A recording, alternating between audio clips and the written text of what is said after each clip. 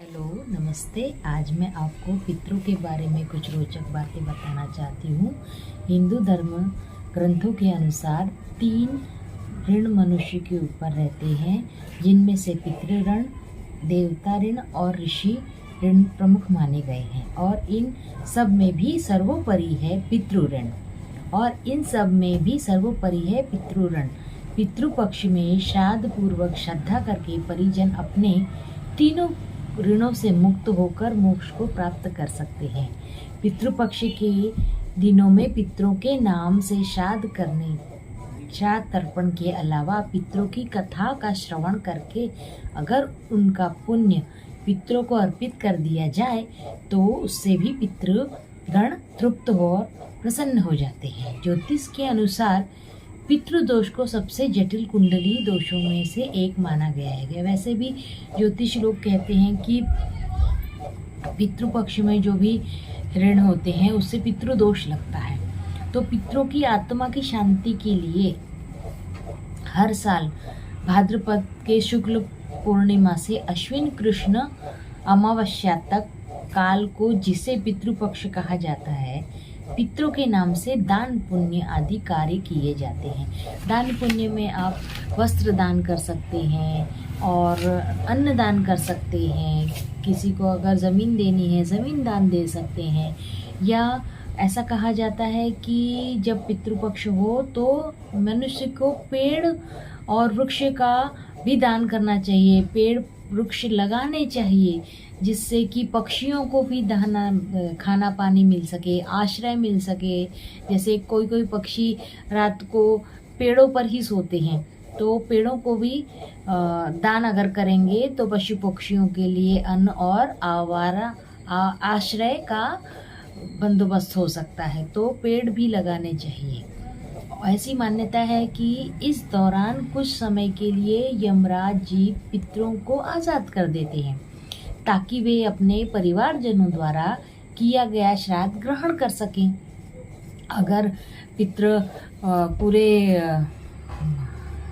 सब सृष्टि में घूमते हैं तो उनको अपने परिवारजनों के पास जाकर उनका अन्न जल ऐसा ग्रहण कर सकें, ऐसा और फिर तृप्त हो सकें। इसके लिए यमदूत उनको धरती पर थोड़े समय के लिए आज़ाद कर देते हैं। लेकिन श्राद्ध हमेशा मृत व्यक्तियों का किया जाता है।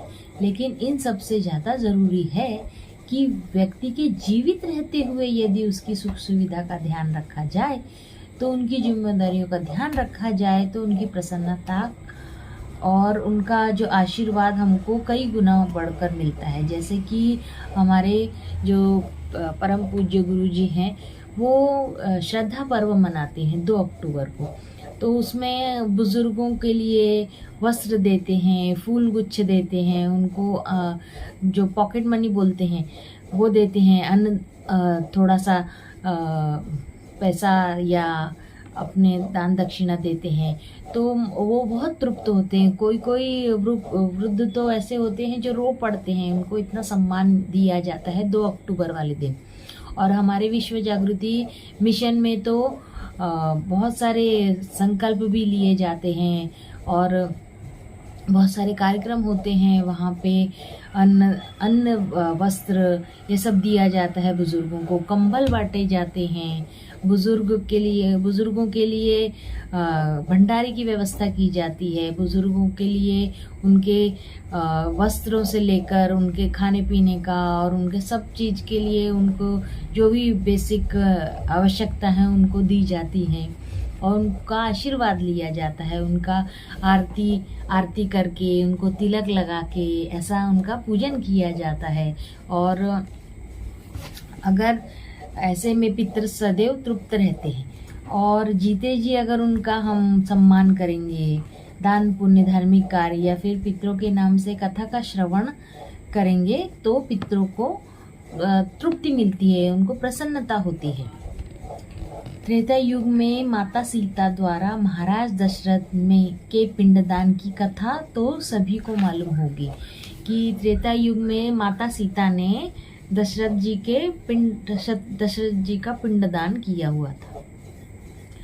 तो हमारे विश्व जागृति मिशन में तो बहुत सारे संकल्प किए जाते हैं, बहुत सारे कार्यक्रम में भाग लेने के लिए लोगों को प्रेरित किया जाता है, जागरूक किया जाता है कि आप सब धार्मिक कार्य करें और धार्मिक कार्यों में सहयोग लें, दान पुण्य करें, हवन यज्ञ पूजा पाठ करें, ताकि हमारे पितर हम पर प्रसन्न हो और हमको हमेशा के लिए हम पर आशीष बरसाएं, हम पर कृपा अपनी बरसाएं। अगर मेरी ये छोटी सी जानकारी आपको अच्छी लगी हो तो मेरे चैनल को ज़रूर लाइक कीजिए, सब्सक्राइब कीजिए और कमेंट में ज़रूर लिखिए कि आप मेरे इस पितृपक्ष के दौरान जो भी आपको कुछ अच्छी बातें लगी हों, अच्छी बातें अगर जानकारियाँ मिली हों तो ज़रूर कमेंट करके मुझे बताइए। धन्यवाद, थैंक यू।